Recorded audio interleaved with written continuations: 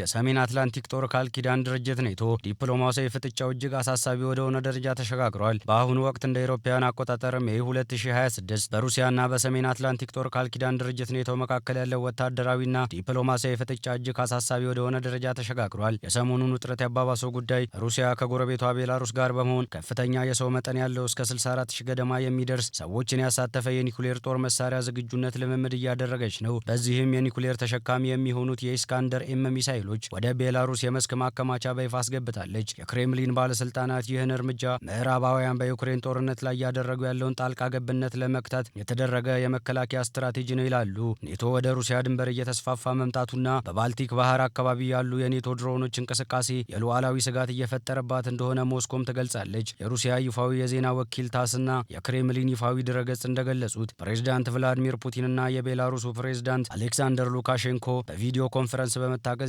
ስትራቴጂካዊ የኒኩሌር ኃይሉን የጋራ ቁጥጥር ልምምድ በበላይነት መርተዋል። ኔቶ ይህንን የኒኩሌር ልምምድ አደገኛና ኃላፊነት የጎደለው ትንኮሳ ሲልም ይኮንናል። የሩሲያ እርምጃን በፖላንድና በባልቲክ ሀገራት እንደ ኢስቶኒያ፣ ላቲቪያና ሊቱዌኒያ ላይ ቀጥተኛ ወታደራዊ ስጋት መደቀኑን ጥምረቱ ይገልጻል። በባልቲክ ባህር ቀጠና ላይ የሩሲያ ኒኩሌር የመሸከም አቅም ያላቸው ቦምብ ጣይ ጀቶችና የኔቶ ኤፍ-35 የጦር አውሮፕላኖች የፊት ለፊት ፍጥጫን እያደረጉ ነው። በተጨማሪም በቅርቡ ወደ ላቲቪያና አካባቢው የገቡት ድሮኖች ቀውሱን ይበልጥ አጋግለውታል። የሩሲያ ምክትል የውጭ ጉዳይ ሚኒስትር ሰርጌይ ራያብኮቭ እንደገለጹት በአሁኑ ወቅት በሩሲያና በኔቶ መካከል ቀጥተኛ ወታደራዊ ግጭት የመፈጠር እድሉ እጅግ ከፍተኛ ደረጃ ላይ የደረሰም ሲሆን ይህ ከተከሰተም ውጤቱ አስከፊ እንደሚሆን አስጠንቅቀዋል። የኔቶ አባል ሀገራት የውጭ ጉዳይ ሚኒስትሮች በስዊድን በመሰብሰብ በምስራቅ አውሮፓ ያለውን የመከላከያ ግንብ ለማጠናከርና ለዩክሬን የሚደረገውን የረጅም ጊዜ ድጋፍ ለማስቀጠል እየሞከሩም ነው። እንደ ዘ ዋሽንግተን ፖስትና እንደ ሮይተርስ ያሉ ተቋማት እንደዘገቡት የሩሲያ መከላከያ ሚኒስቴር ከ64 ሺህ በላይ ወታደሮችን 7800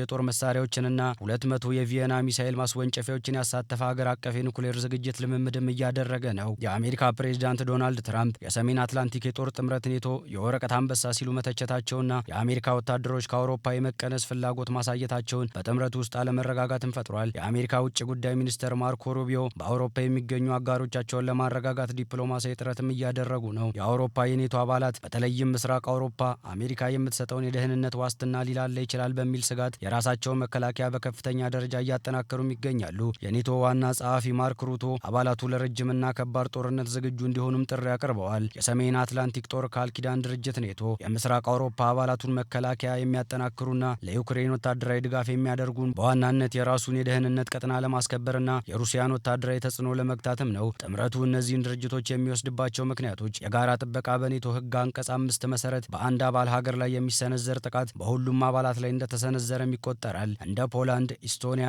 ላቲቪያና ሊቱዌኒያ ያሉ የምስራቅ አውሮፓ ሀገራት ከሩሲያ ጋር ቀጥተኛ ድንበር አላቸው። ስለዚህም ኔቶ በእነዚህ ሀገራት ላይ የጦር ኃይል ማከማቸቱ ሩሲያ በእነሱ ላይ ጥቃት ከመሰንዘር እንድትቆጠብ ለማድረግ ነው። ኔቶ ዩክሬንን በሩሲያ ሙሉ በሙሉ ከተሸነፈች ቀጣዩ የሩሲያ ኢላማ የምስራቅ አውሮፓ የኔቶ አባል ሀገራት ይሆናሉ የሚል ስጋትም አለው። ለዩክሬን የገንዘብና የጦር መሳሪያ ድጋፍ በማድረግ የኔቶ ወታደሮች ከሩሲያ ጋር በቀጥታ ሳይዋጉ ሩሲያ በዩክሬን ምድር ማዳከም ይቻላል ተብሎም ይታመናል። ይህ እርምጃ ካልተገታ ሌሎች ሀገራት ለምሳሌ ቻይና በታይዋን ላይ ተመሳሳይ ወታደራዊ እርምጃ እንዲወስዱ በር ይከፍታል ተብሎም ይፈራል። የባልቲክና የጥቁር ባህር ቀጠናዎች የበላይነት መያዝ፣ የንግድና የስትራቴጂካዊ መስመሮች የምስራቅ አውሮፓን ቀጠናዎች ለአውሮፓ ደህንነትና ንግድ ወሳኞች ናቸው። ኔቶ በእነዚህ አካባቢዎች ወታደራዊ መገኘቱን በማጠናከር ሩሲያ በእነዚህ ባህር ላይ ሙሉ ቁጥጥር እንዳታገኝም ያደርጋል። ሩሲያም በበኩሏ የኔቶን የምስራቅ አውሮፓ እንቅስቃሴ እንደ ደህንነት ማስከበሪያ ሳይሆን ሩሲያን ለመክበብና ለመውረር የሚደረግ ዝግጅት አድርጋ ነው የምትመለከተው። ኔቶ ወደ ምስራቅ እየተስፋፋ መምጣቱ ለብሔራዊ ደህንነት ቀጥተኛ ስጋት ነው የምትለው ሞስኮ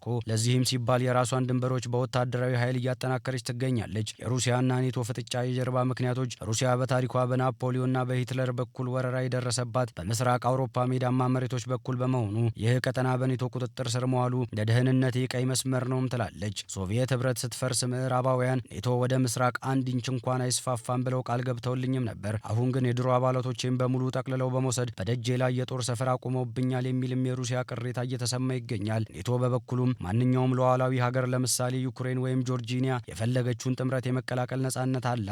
ሩሲያ በጎረቤቶቿ ላይ የበላይ ጠባቂ መሆን አትችልም የሚል አቋምም አለው። የአልጀዚራና የኢሮኒውስ የሳተላይትና የቪዲዮ መረጃዎች እንደሚያሳዩት ሩሲያ የኢስካንደር ኤም ሚሳይሎች ተሸካሚ የሆኑትን የኒኩሌር የጦር አውሮፕላኖችና ተተኳሾቹን ወደ ቤላሩስ የመስክ ማከማቻ በይፋ አስገብታለች። ይህ እርምጃ እንደ ፖላንድና የባልቲክ ሀገራት ያሉ የኔቶ አባላትን በቀጥታ ሊመታ በሚችል ክልል ውስጥ ያደርጋቸዋል። የኔቶ ዋና ጸሐፊ ማርክ ሩቶ ሩሲያ ይህንን የኒኩሌር ጦር ልምምድ ለትንኮሳ ከተጠቀመችበትና በዩክሬንም ሆነ በአውሮፓ ሀገሮች ላይ የኒኩሌር አቅሟን ለመጠቀም ካሰበች አስከፊና አጥፊ ምላሽ እንደሚጠብቃት ያስጠነቀቁበት መግለጫም ምዕራባውያን በሰፊ ዘግበውታል። የሰሜን አትላንቲክ ጦር ቃል ኪዳን ኔቶ አባል ሀገራትና የአውሮፓ ህብረት በሩሲያ ላይ የሚጥሉት ቀጣይ ማዕቀብ የሩሲያን የነዳጅ ዋጋ ተመን ገደብ ለማሳለፍ የምትጠቀምባቸውን በህገ ወጥ መንገድ የሚንቀሳቀሱ መርከቦችን ኢላማ ማድረግ ዋነኛው ቀጣይ እርምጃው ነው ተብሎም ይጠበቃል። የአውሮፓ ህብረትና የጂ7 ሀገራት የሩሲያን የነዳጅ የሚያጓጉዙ ማንኛውም መርከቦች የሌላ ሀገር ባንዲራ የያዙም ቢሆን የአውሮፓ ወደቦችን እንዳይጠቀሙና የኢንሹራንስ አገልግሎት እንዳያገኙ የሚያደርግ ሙሉ የባህር ላይ እገዳ ተግባራዊ ለማድረግ በዝግጅት ላይም ናቸው። የአውሮፓ ህብረት እንደ አውሮፓውያን አቆጣጠር በ2027 የሩሲያን ኤልኤንጂ መርከቦች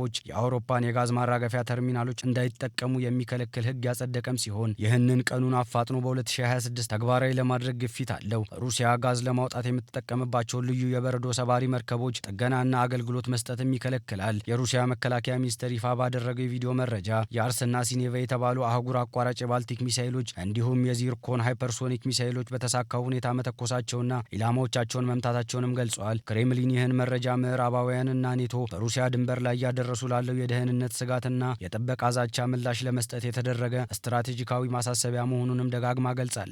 በአሁኑ ወቅትም የዓለም ጂኦፖለቲካልና የደህንነት ተንታኞች የሩሲያና የኔቶ የኒኩሌር ፍጥጫ የዓለምን ሰላም አደጋ ላይ የጣለ ታሪካዊ ክስተትም አድርገውታል። በባልቲክ ባህርና በምስራቅ አውሮፓ አየር ክልል ላይ የሩሲያ የኒኩሌር ቦምብ ጣይ ጀቶች እና የኔቶ አባል ሀገራት የጦር አውሮፕላኖች በቅርብ ርቀት ላይ የሚጋረጣሉ።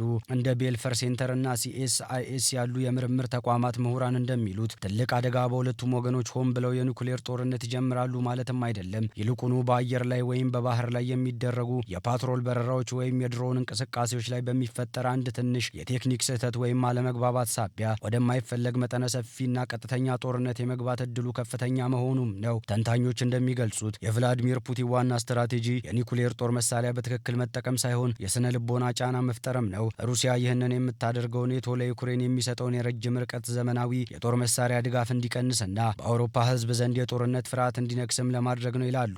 ሩሲያ ከ64,000 በላይ ወታደሮችን ያሳተፈ የኒኩሌር ልምምድ በቤላሩስ ማድረጓና አህጉር አቋራጭ ባሊስቲክ ሚሳይሎችን መሞከሯ ምዕራባውያንን ለማስፈራራት የታለመ ይመስላል። የፖለቲካ ሳይንስ ምሁራን እንደሚሉት ይህ የአሜሪካ አቋም ፕሬዚዳንት ዶናልድ ትራምፕ በኔቶ መዋቅር የሚሰነዝሩት ጠንካራ ትችትና የአሜሪካ ወታደራዊ በጀት በአውሮፓ የመቀነስ ፍላጎት በጥምረቱ ውስጥ ክፍተትን ፈጥሯል። ሩሲያ በአውሮፓ ላይ ያላትን ወታደራዊ ጫና እንድትጨምርም ድፍረት ሰጥቷታል። በሌላ በኩል እንደ ፖላንድና የባልቲክ ሀገራት ያሉ የአውሮፓ አባላት ከአሜሪካ ውጭ የራሳቸውን መከላከያ በከፍተኛ በጀት እንዲገነቡና ለረጅም ጊዜ ፍጥጫ ብቻቸውን እንዲዘጋጁ እያስገደዳቸው መሆኑንም ተንታኞች ያሰምሩበታል።